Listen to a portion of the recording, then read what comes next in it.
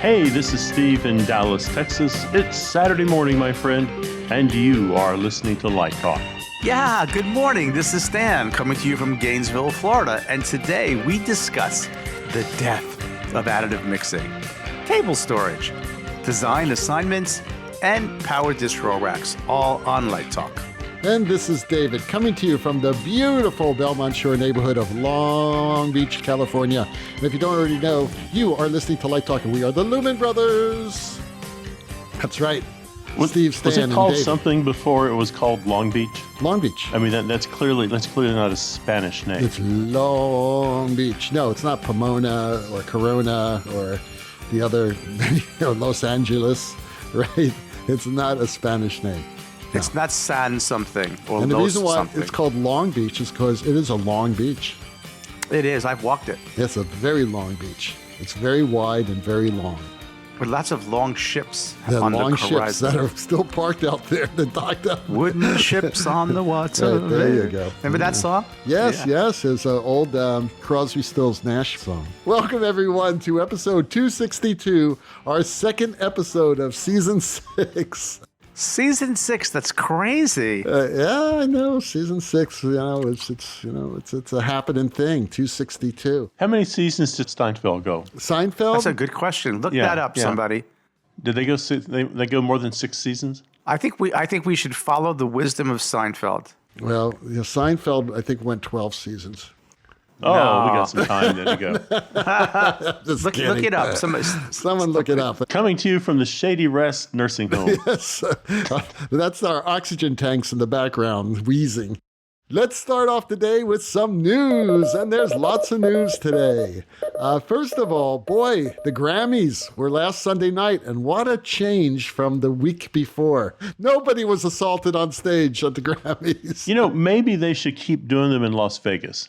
I mean, maybe that's where the Grammys really belong. That was just, I had a great time watching that. It was a good show. A lot of shots from Vegas. They had that really cool roof stage, which there was that bluegrass band that was lit in yellow, which was really odd, but it was really cool lighting out there. And cool lighting in there, too, from our friend Noah Mintz. The production design was Julio Himedi, and I'm probably mispronouncing that. I apologize, Julio. Costume designs by Ann Ronda. And as I said, the lighting designer was Noah Mintz. And boy, there were some incredible visuals, lighting, video, all superb, all superb. And I think they did a really good job following up that terrific show they did last year. Which was also in Vegas, I believe. Was that in Vegas as well? I think they've done the last 2 in Vegas. Yeah, it's sort of like LDI. We should always be in Vegas now. There was a time when LDI went back and forth from like Orlando to Vegas and back and forth. And I'd just stay in Vegas. It's a lot more convenient for me, too. And you get some pretty good prices on hotels. But that being said, it was a great show. From the very beginning, I loved Silk Sonic. There's some really cool visuals, really bold lighting, and some fun Las Vegas-themed casino shots and things like that. And then they had I'm just going to pick out moments that I thought were really cool. Olivia Rodrigo, when she was in that old Mercedes. And, This shows you how young she is, because there was this old, vintage 1960s radio in this Mercedes, and she was tuning it. She was changing the channels with the wrong dial. She was using the left dial, which everyone knows was always the volume. The tuning dial was on the right. Am I right, Steve? Absolutely. All right. Well, there you go. The whippersnapper didn't know what she was doing. It took me right out of the moment. I'm looking at a picture of her right now. She's about, 25 or something like that. She didn't know. But you would think that someone would have told her, now when you do this, it's the other knob. But probably they're too young, too, to remember. But boy, that was some beautiful projection work, I must tell you. I don't know if you remember that, but that had all that background that was changing from that street, and it changed colors, and it was beautiful lighting throughout that piece. And then they had that really interesting duet with Maria Becerra and Jay Belvin, where they were right next to the LED screen, and they had these bold red colors with blue lights swiping across behind them. But I'm just going to tell you my 2 favorite moments, okay? One was John Legend with the Ukrainian musicians and artists performing free. And of course, Zelensky had a tape message, which was really powerful, about the power of making music. But my all-time favorite moment in that show was that amazing Sondheim in memoriam arrangement, where you had like 6 singers just singing this incredible, I want to say arrangement, but it was sort of overlapped Sondheim songs. And they were so beautiful as they showed images of people who had passed away over the past year, and Stephen Sondheim being one of them.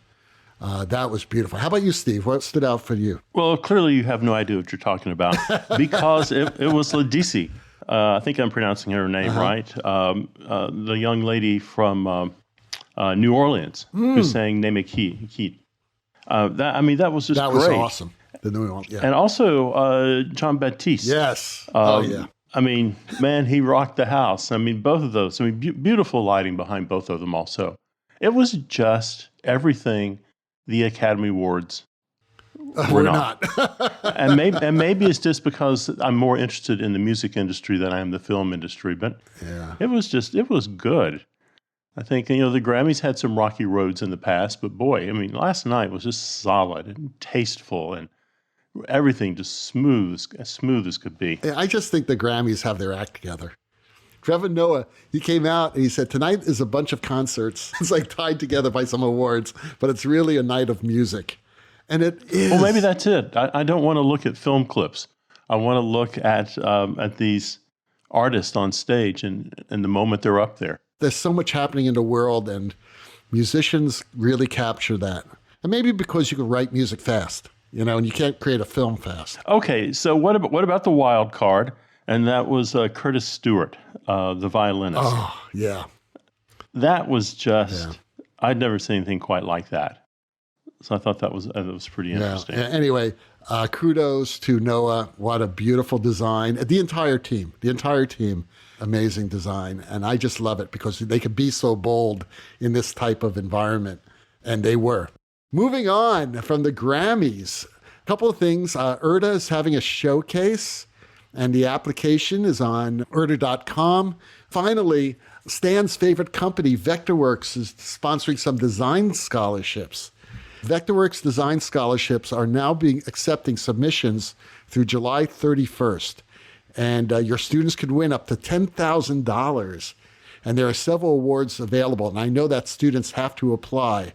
So you need to submit your best work, whether it's new design for the competition or past projects from any of their classes.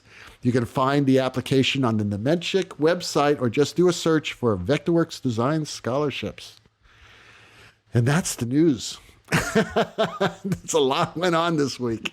But let's get started with the show. Steve has our first question. Sure. It's Deb in Florida.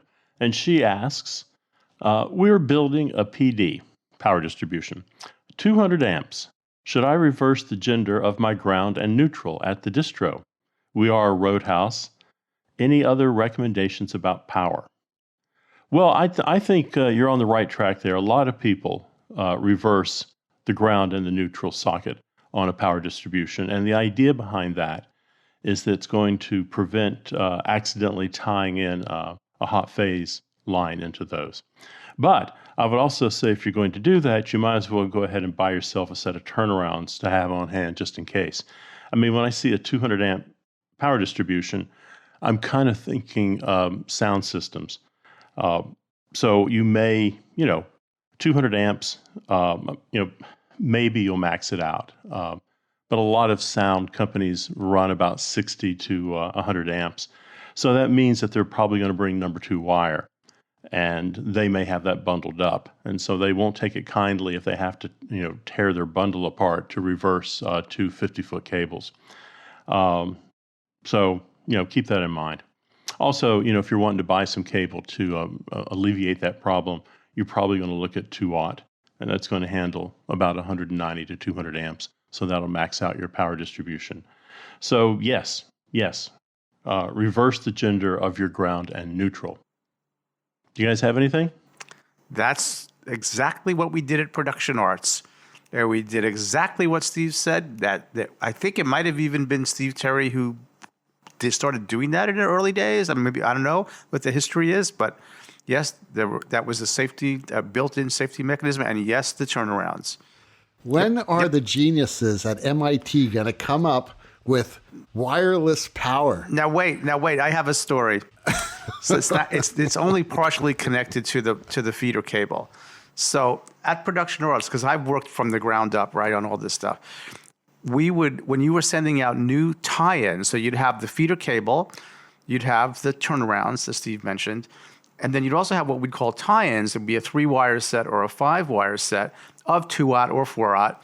But before we put it out on a rental, to make it easier for the electricians doing the tie-in, we would cut the end of the tie-in because it was all kind of messed up from the road, right, when they'd come back. So and then we would wrap it in tape so it was nice and clean. So when they unwrapped it, it was a beautiful set of stranded, wire, because it was stranded wire to go into the lug in the disconnects.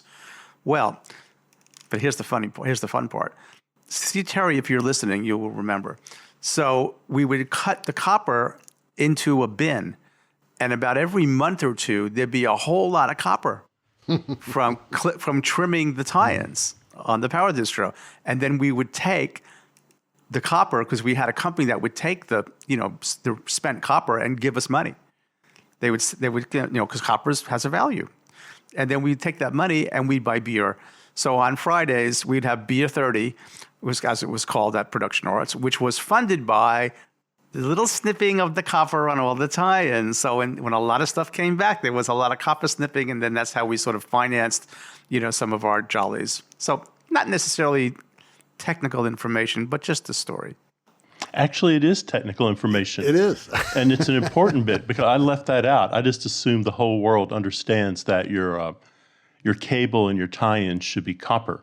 So when I tell you that 2-aught runs about 190 amps, that's copper, not aluminum. So, Deb, do not buy aluminum. No. That's just a waste of your time. I was just going to repeat my question from earlier. So when are the geniuses from MIT going to come up with wireless power? When they resurrect Tesla.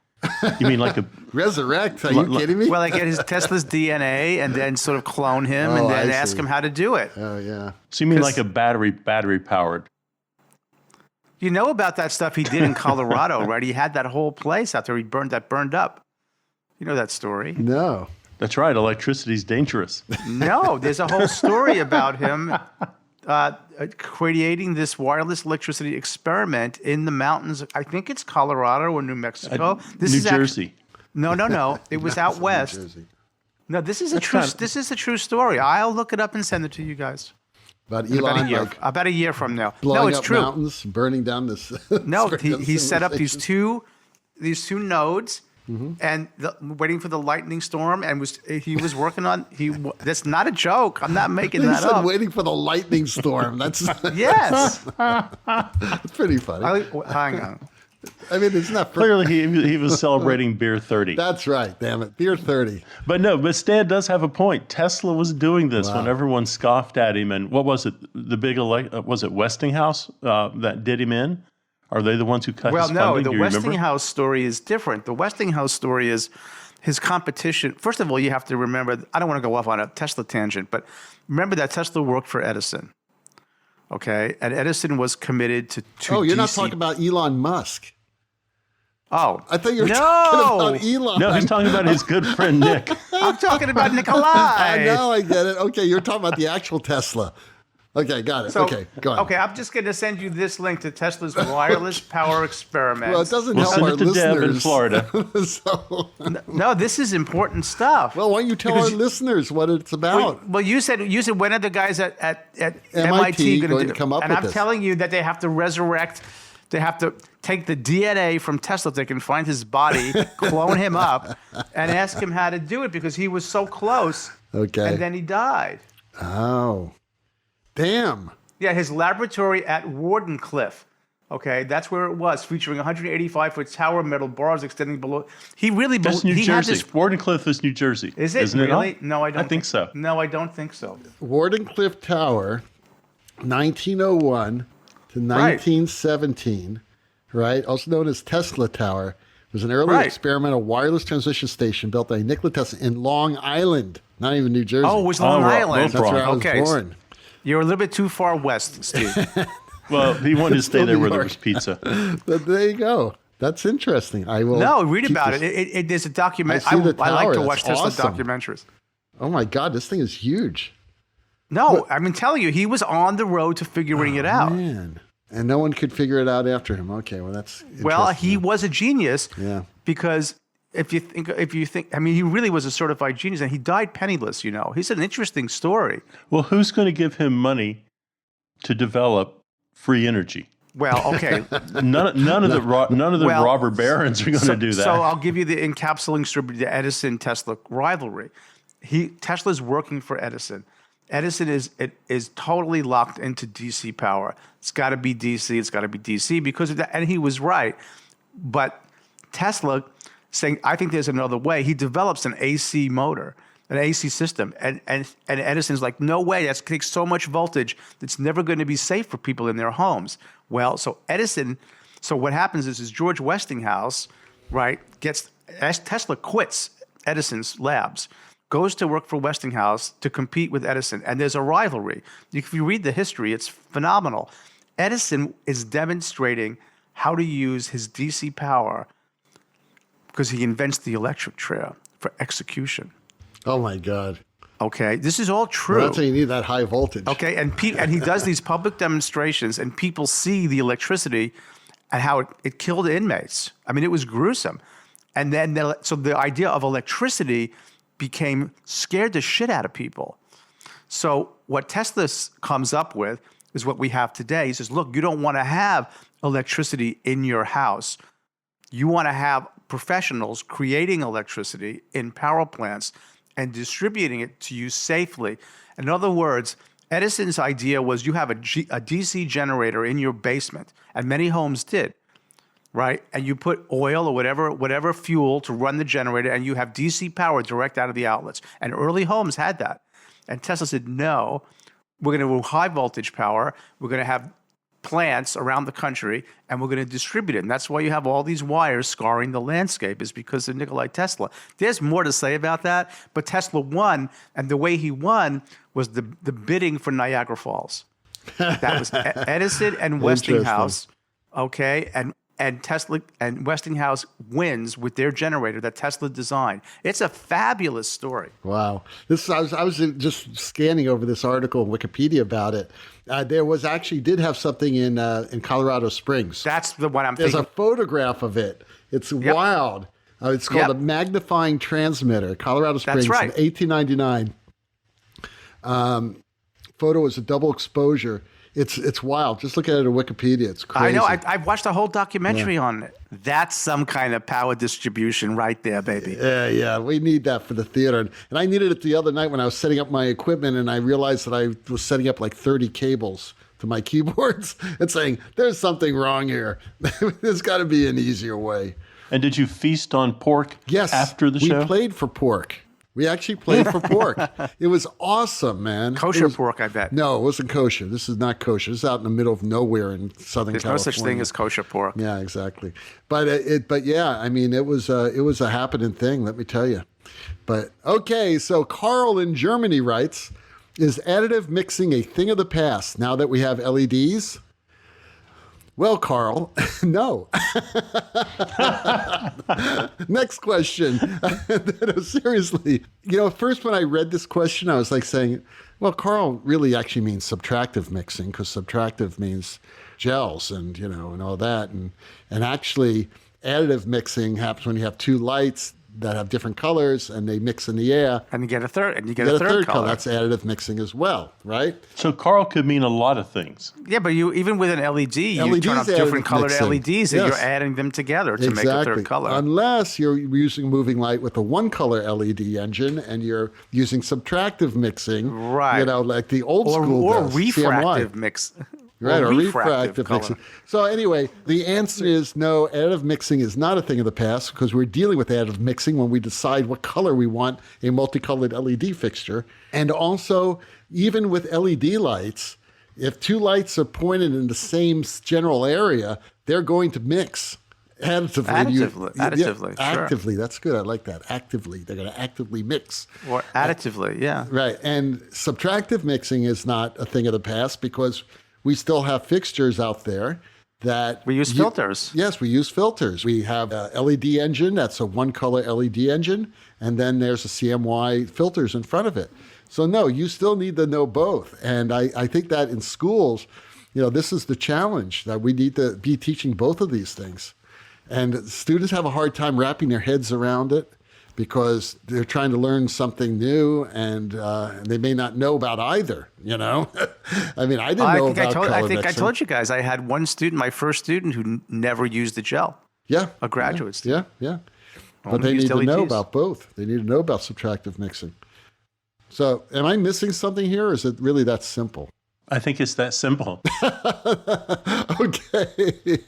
All right. I've got a question from Andrew in St. Paul. Is that two And words, he Anne and Drew, or two? I'm just a trying to woman be and a guy? enthusiastic. I'm not on this show all the time, so I'm trying to bring my enthusiasm to the table. Okay, so it's If you want Andrew. if you want me to curb my enthusiasm, I could do that too. Enthusiasm. Okay, Larry.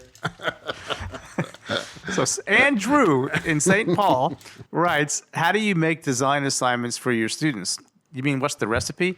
No, he says, that is to say, how do you pick which shows for which students? So I'm going to surprise Steve and tell him I took notes. Highest before. bidder.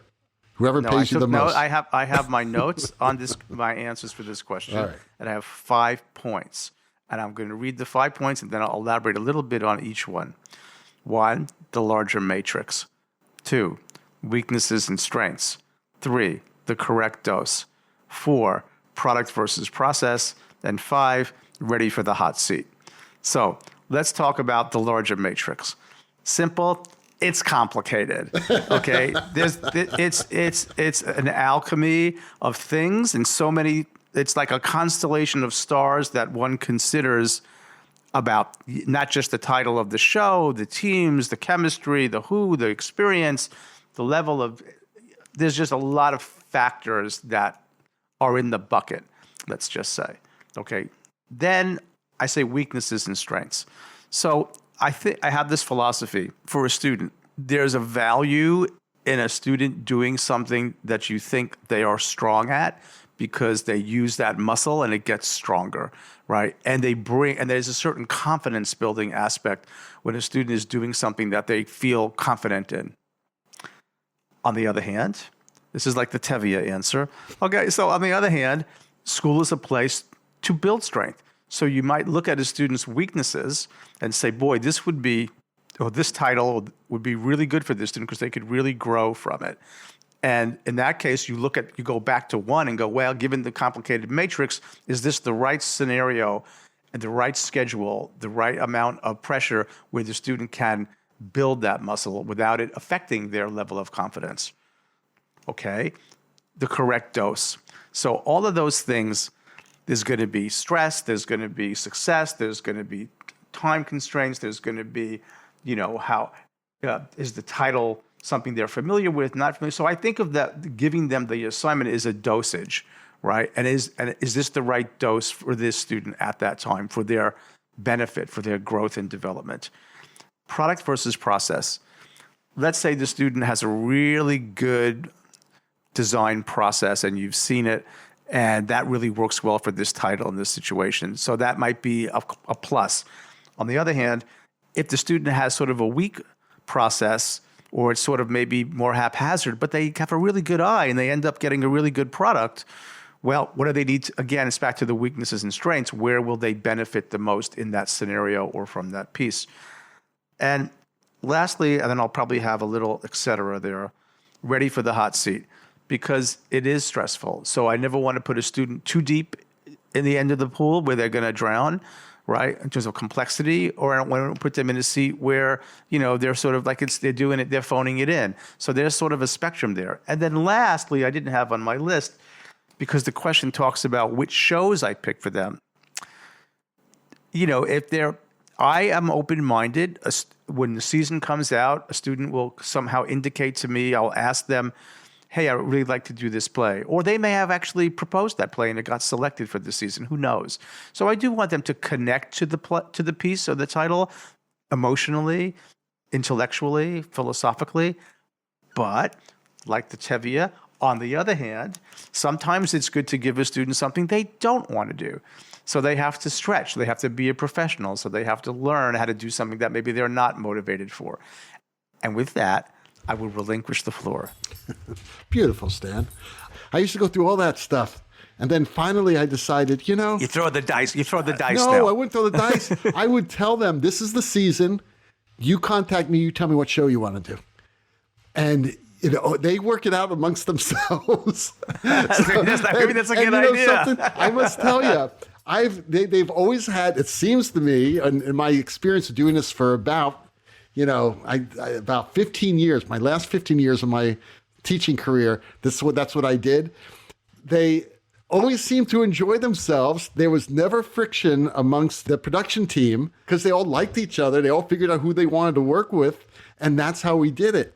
And it saved me days, weeks of stressing over, well, but would this be a better experience? We don't know. We have no idea, right? Who knows what's going to happen? The director may go crazy, for God knows. So that's just the way it worked for me. So does the rest of your school know that's how you do it now? Did the directors know? Oh, yeah. And the directors are fine with it. The directors are all fine with it. And they take anyone because, we would hire directors. We didn't have acting teachers directing our shows. God forbid. That's the worst thing a school can do. Most schools do that. Don't ask me about my place. I'm not going to ask you, but I'm just saying most schools do that, and I think that's a huge error for the actors as well as the designers. Sure, I agree. Acting teachers can come in and mentor their students during the process, absolutely, but they shouldn't be directing. I agree. There are exceptions. I will say that there are exceptions. But for the most part, but yeah, I may try your throw them in the pool and see how they do it on their own. Just say, here's the season. You tell me what you want to do. It usually works out that they all get what they want. Usually, interesting. I have a feeling they talk amongst each other. Say, I want to do a musical. Yeah, well, I would think that they would. That's a very interesting idea. I may just roll with that next year. Saves time. Because you know what? If next year, if I'm walking out the door and it goes bad, don't blame it on me. They won't go bad. It won't go bad. I guarantee that at least your students will be happy because they get to work with who they wanted to work with. They get to work with the director they wanted to work with. They get to work with their colleagues. And, that's the way it happens. I don't know. What does Steve think? Same thing as David. What we do is we take the design students and we give them the entire season. In January, early February, we ask that they read all the plays that are being presented. And then, so we're doing a 6-play season. Each student comes back and ranks each play 1 through 6 on what they want to do. So same thing. I don't let the students decide who they're working with, but we do want the students involved and we want to see what they're doing. Now, if I have someone who only wants to do sofa dramas, then there's a problem there. But we haven't had that. Yeah. They like to work in different theaters. They like to work with different directors. But it's interesting. They come back and they have a real passion about the show they're doing. They've read it and they've connected to it in some way. Yeah, that's the key. So that's the key because at least the way I used to do it, they would have to say why they wanted to do the play. Exactly. And I know you work the same way, Steve. And they have a passion for the play, and it's not like you just assigned them because they need to do a musical, but they may hate the musical. And that's happened, in the old days when I used to do what Stan does. I would assign a musical to somebody. I thought they would love it. They said, "No, I really don't want to do that. It's a horrible music. I don't feel connected to that piece. I wish you would have given me Uncle Vanya or something." The last thing I would have thought of, And well, let me just say, I'm not so hard nosed. I mean, I do really hear what they want to do, and I'm influenced by that. So I'm not authoritative about it. But we don't go as far as what Steve is saying, where they read all the plays. But I would like to. Why not? Yeah, but I think it's a good. I like it. I think it's a good idea. And in fact, at the first read through of play number 1 in the fall with the cast, all 12 design students have to be there, whether they're doing it or not. Interesting. Yeah, they're there for the read through of every show and hear the director and the design team talk about how they're finding their way into the play. No, I like it. I like the idea. I could see how we, I don't know if everybody would agree at my institution, but I think it's an interesting idea. Who's got the next question? Oh, it's not a next question. We're going to our sponsor. You are listening to Light Talk, and today we are sponsored by Production Table Strategic Security System. The world has changed. The recent Grammy brouhaha over Will Smith whacking the crap out of Chris Rock is just one sign that it's now socially acceptable for audience members to attack the talent on stage. And if it's okay to slap the comedian in front of millions of viewers, it's only a matter of time for the audience to turn on you and your colleagues at the production table. Be prepared to defend the sanctity of the production table with Wilmette Corporation's PTSS system. That's right, the Production Table Strategic Security System. Why would such a tactical defense system be necessary in the theater? Well, our founders have witnessed countless incidents of angry patrons approaching the production table during invited dress rehearsals, demanding to speak to the director, asking for the sound to be turned down, or just to verbally abuse the poor lighting designer.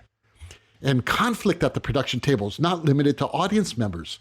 Your costume design colleagues can also pose a huge threat to you when you accidentally gray out the color of their costumes with that ugly amber light you like so much.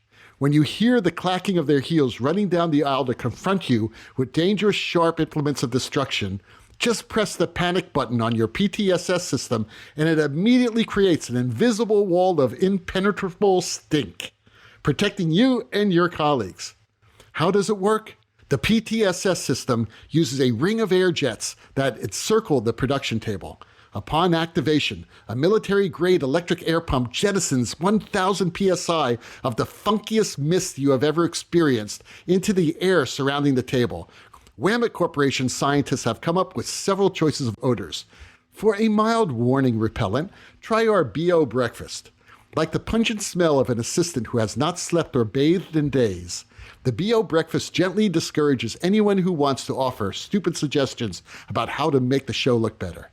For more serious dangers, our Skunkworks whammy will not only repel the invaders, it will stick to their clothes, forcing them to immediately leave the theater, run to the bathroom, strip off their clothes, and bathe in the toilet. And for situations that pose a grave physical threat to you and your colleagues, the red AZ5 button launches our nuclear-powered bovine flatulence spray. This will not only create a glowing radioactive mist curtain around the table, it will immediately set off the theater's smoke detectors. Only a trained hazmat team will be able to restore the theater to a habitable environment. But what about you and your friends at the table? Well, the PTSS system comes with a half-dozen detachable gas masks that instantly deploy whenever the system is activated. Options include an LED lighting package that can light the mist in any color you want. It can also project text onto the mist warning that any further incursion could result in an escalation to more objectionable aromas. So why risk your physical well-being during this time of endless pandemic madness? Protect yourself from crazy theater insurrectionists with Wilmette Corporation's new Production Table Strategic Security System. Don't leave home without it. I like that. I like the text being projected while you're in the midst of cue writing. I think it's a great idea. I'm telling you, man. This has a place in the rock and roll industry. Oh yes. You know, definitely. I'm not the only person that has someone walk up to them and go, "It's a little loud. Could you turn it down?" Do I look like a sound person? Do I look like a sound guy? No. Yeah. He's standing right over there. I always felt bad about the guys and gals who are mixing sound and lights in the rock and roll arena, and you have all those stoners around you, you know? It's like, oh, God. Just let me concentrate. Sometimes when you gotta go, you gotta go. They're throwing up on your DMX run. Oh, tell me about back to the dimmers. You know, that's always unpleasant. Yeah, that's unpleasant. Who cleans up that mess? Yes. And now, back to Light Talk. Well, the sound of those rabid ducks means that once again it's time for Let's Talk About. And today's Let's Talk About is all about one question. Should there be any alternatives to Vectorworks? Do you believe in monopolies? Well, they are all around us. We have monopolies everywhere. I don't care about the monopoly. What I care about is I'm trying to use Vectorworks. Are you listening, guys? I'm trying to use your damn product, and something goes wrong. And now, because I've been a paper and pencil guy my entire life, I'm now trying to figure out am I just too stupid to run the program? Did I do something wrong? It seems like yesterday when I punched this combination of buttons, it worked all right. Oh, was there an update? So I just, oh man, it's hell. Is it me or is it the bugs? Paper and pencil or cave drawings? Considering the amount of complaints we see on the Vectorworks Facebook side. I want you to know I resigned from the Facebook group this week. I'm going to be honest. The Academy? You and Will Smith? Well, that's coming too, but I did. Someone made a comment. So I'm on multiple Facebook groups that deal with drafting, and I'm on that one because everybody uses it, and the students need to know it, and so on and so forth. So this person makes this post. I'm going to tell you this. I'll be specific. I'm trying to rotate my set 90 degrees. And I selected everything, and I rotated, and I had to wait 45 minutes. Now, so if you're using a drafting table, all you have to do is get up, walk around the table, and it's there. It is. No, just peel up the drafting tape and rotate the right. Okay. Rotate it. In Steve's world. So now, of course, the right thing to do is you would group that stuff, and you wouldn't be moving 60,000 pixels. Okay, so you would. No, the right way to do it is you cuss for 15 minutes while you're waiting for it to rotate. 15 minutes. So anyway, but clearly the person using it is not the most experienced computer draft person. But okay, I just couldn't resist, and I made a comment, and it was a little snarky, I will admit. And I said something like, maybe you should use a better CAD program. And on the Facebook and then somebody said, Vectorworks is a BIM program, and so you have to learn how to use it. Now, that's true.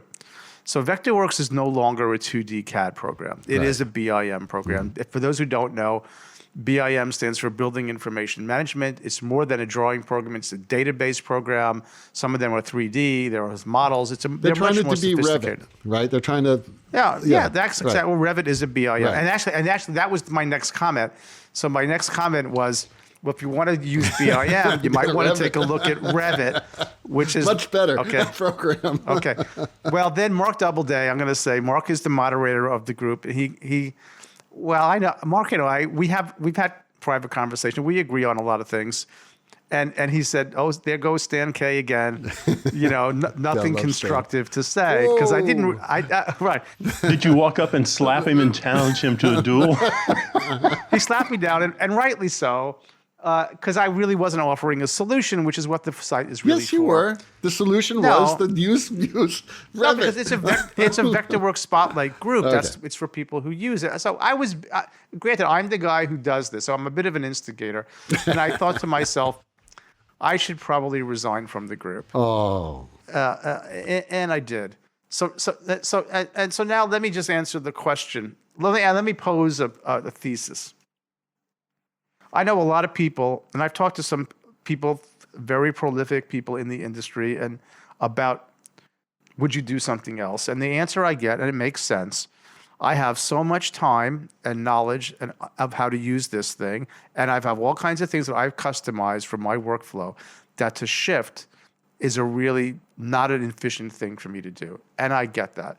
And you guys know that I've been a big fan of the other entertainment lighting software, but that's never going to take hold in this country. I've given up on that because perception is more powerful than reality. If you're in China, if you're in Europe, if you're in South America, there's another software that's very prolific, but it's not going to happen in the United States. I give up on that. But let me ask you this, because I'm doing some work. I asked David this question, and I've put this feeler out to a few other industry people to get some anecdotal feedback. If there was an alternative that 2D only. I'm talking 2D. I'm not talking Revit. I'm not talking BIM. Because back to Steve's point, drafting by hand is not 3D. Okay, it's on a piece of paper. If there was a 2D program that had a customized interface like Spotlight for theatrical lighting in a software that would only run you about $350 a year from a major global CAD company, the real leader in CAD in the world, with great tech support. Who can he be talking about? Would you move? Would you move? Yeah. That's the question. Yeah. And as an added caveat, if you did, you would have qualifications to work in fields beyond the theater that actually pay a living wage. And that program is? I don't have to say it. If you haven't figured it out yet by all of that teasing, it's sort of obvious. But there isn't. Now, let me just say, once upon a time, there was a guy named Rufus Warren. Rufus Warren wrote a customized lighting design software that worked inside of AutoCAD.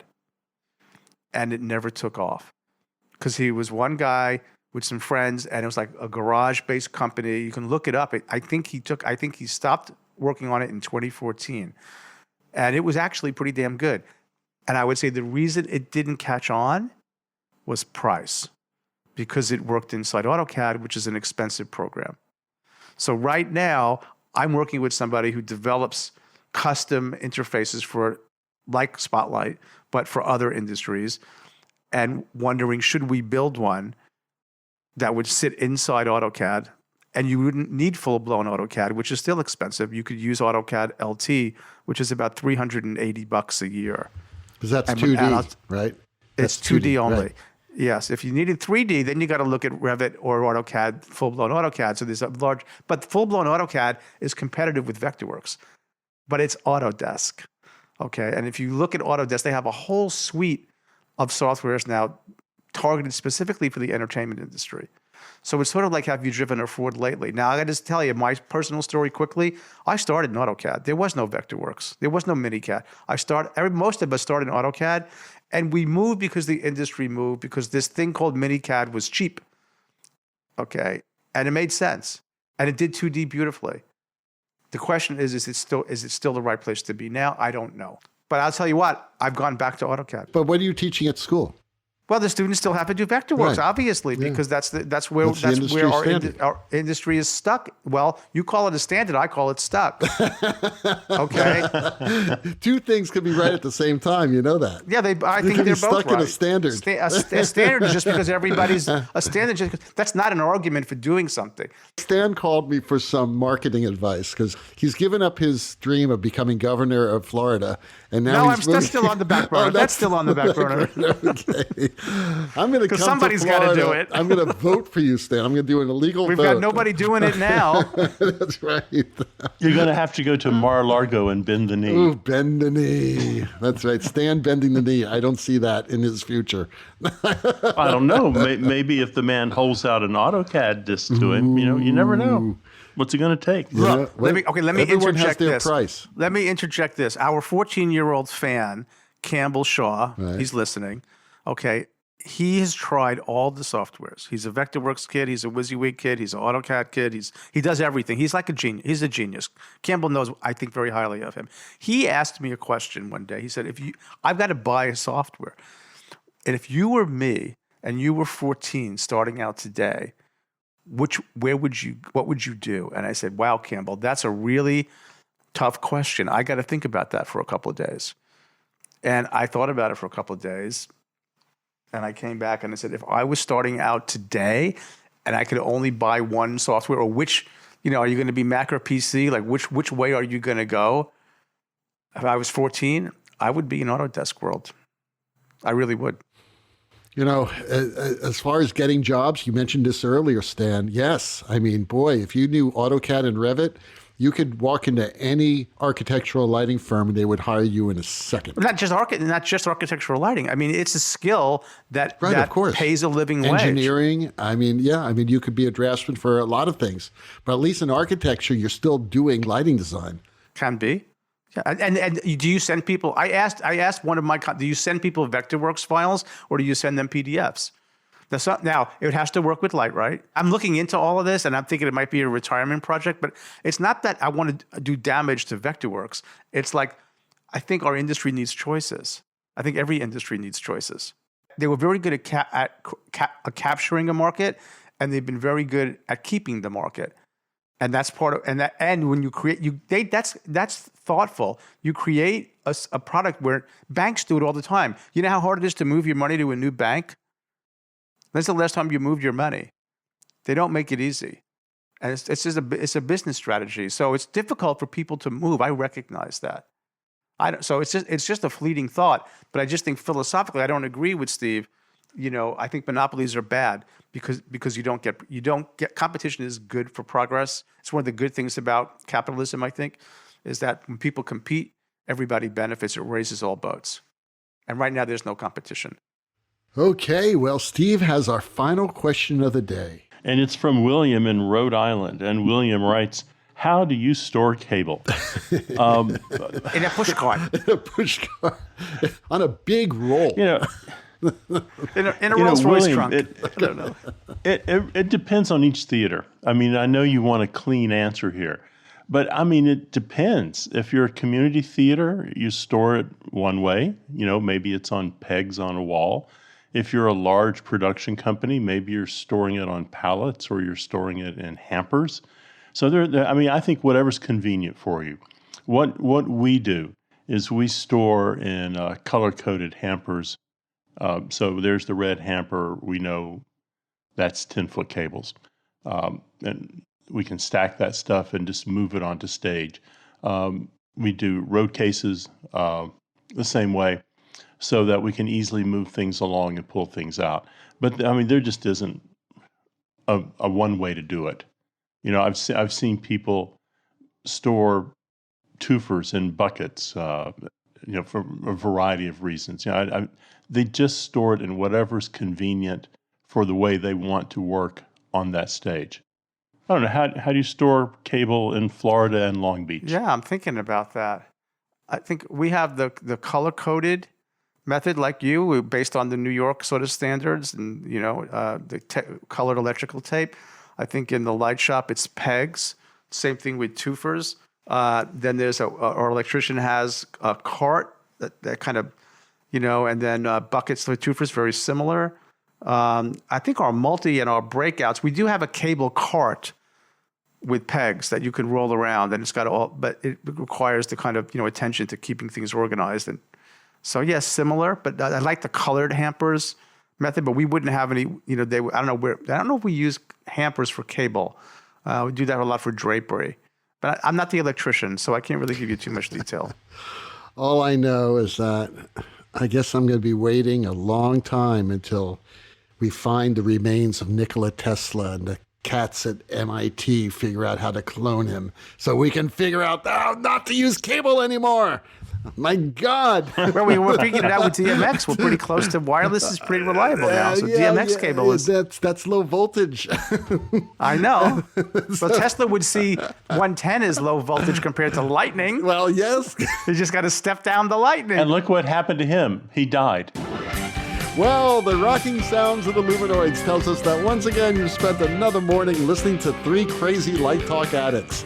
You can hear our show on Spotify, iTunes, Google, YouTube, livedesignonline.com, Amazon Prime Music, and just about every podcast site out there. Check out our website on lighttalk.org and be sure to follow us on Facebook and subscribe to our podcast. That way you will not miss a second of Light Talk Insanity. No guarantee is offered regarding the accuracy of any of the statements or opinions made on this podcast. However, and this is insanity. And if those folks at Vectorworks decide to litigate me because I defamed their software, the law firm of Flecht, Flock, Flair, and Glare will come to my defense along with their paralegal Snoot and take every nickel I've saved for retirement. Light Talk is written and produced by the Lumen Brothers, coming to you from Long Beach, Gainesville, and the Lone Star State. And be sure to join us next week when we chat about more useless things and explore the crazy shenanigans in our industry. Light Talk, broadcasting questionable Lumen knowledge and humor around the world. So see you all next Saturday morning. Bye-bye from Light Talk. Toodles. Get you some software. Light Talk.